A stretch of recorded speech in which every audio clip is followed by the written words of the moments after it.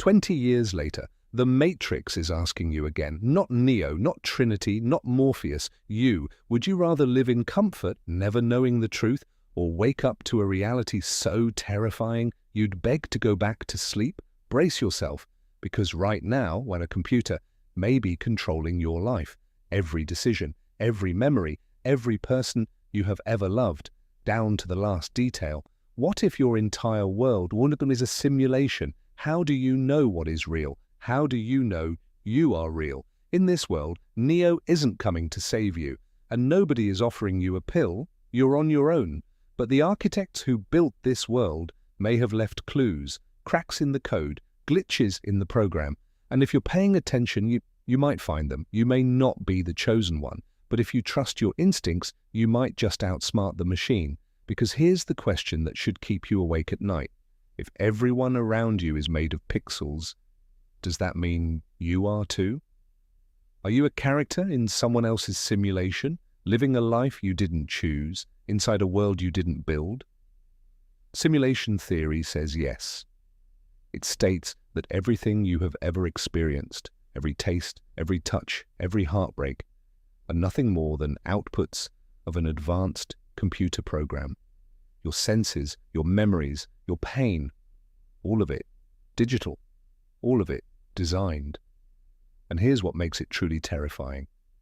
Some of the world's leading scientists believe there is a 50% chance we are living inside a simulation right now, not in the future. Right now, but no simulation is perfect. Every program needs updates, every system has bugs, and in those moments, the world glitches. You might see something that breaks the laws of physics, a light that moves too fast, a pattern that repeats too perfectly.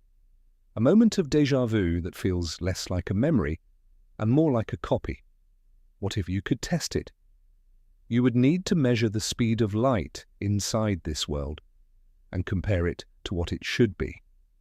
If the numbers don't match, the code reveals itself. But the glitches aren't just in the physics, they're in the people too. In the original Matrix, a small band of humans escaped the simulation. They saw the truth. They fought back. But in your simulation, the people around you may not be real at all, not humans, not even minds, just code wearing a face.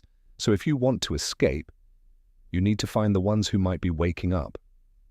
Start conversations about consciousness, about reality, about what it means to exist. Because if even one of them is becoming aware, that is your way out. But escape raises another question, a darker one. If this is a simulation, where is your real body right now? In the Matrix, human bodies were kept alive in tanks, floating, powerless, harvested. Tubes running through their throats, all to power the machine above them.